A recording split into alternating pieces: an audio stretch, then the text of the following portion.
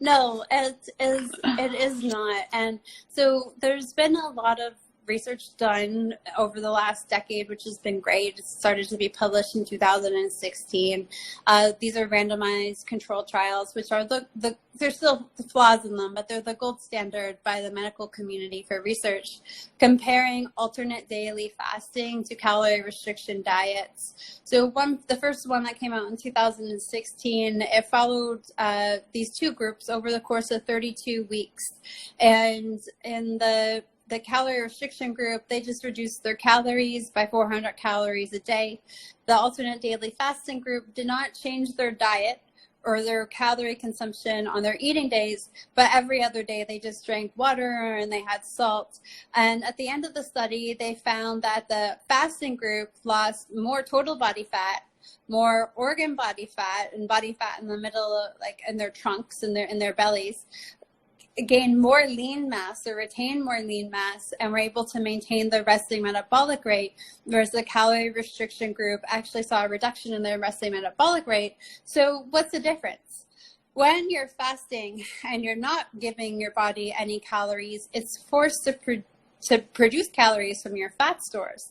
So how does it activate your fat stores? Well, your body, it engages your sympathetic nervous system, and you get the production of these counter-regulatory hormones, noradrenaline and human growth hormone. And some of these hormones, they help us burn body fat, but those hormones also do some magic. The noradrenaline helps maintain our resting metabolic rate.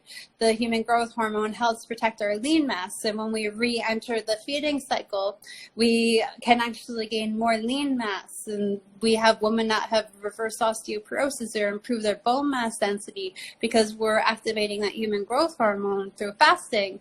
But you don't get that when you're doing calorie restriction diets. So when you're doing calorie restriction diets, every day you're giving your body the same number of calories, but still sufficient calories for your body to figure out how to function on. And what happens is your body starts to make budgetary cuts. So if you start to think of it as, I know right now a lot of people are going through economic hardship because of coronavirus. Yes. So in Canada, like the average person's salary has been reduced by about 25%. So this means that they have to make spending cutbacks by 25%. So, I mean, no one's going to the movies right now, but not spending any extra money, trying to figure out how to maintain on 75%. So you make cuts. You might not drive, you might take public transit, not now during a pandemic. You might buy foods that are on sale instead of buying the foods that you want. You might shop at different clothing stores than the ones that you were used to. But you would be able to reduce your spending and and sometimes people might scale down in terms of their limiting accommodations, get a less fancy car. So what happens when you do a calorie restriction diet, you say reduce your calories by 20, 25, 30%, and your body starts to make these cuts to accommodate its new energy budget.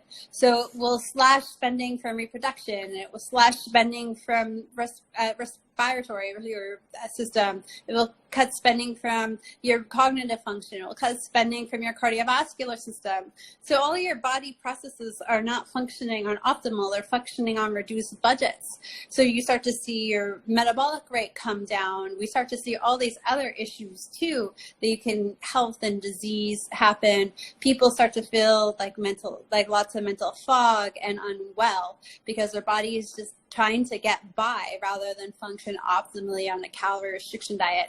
So those are the biggest differences between calorie restriction and alternate daily fasting. And it's really, I think, those counter-regulatory hormones that are signaled in a fasted state that really make the distinction between the two. Yeah, I think that's a very important point, because as women, we have all learned that since we were little, that it's nice to cut calories. You should always count your calories. And when you start fasting, someone that has been like trying to control their calories their whole life, it's something like a habit that has to change, to let go of the calories and think another way.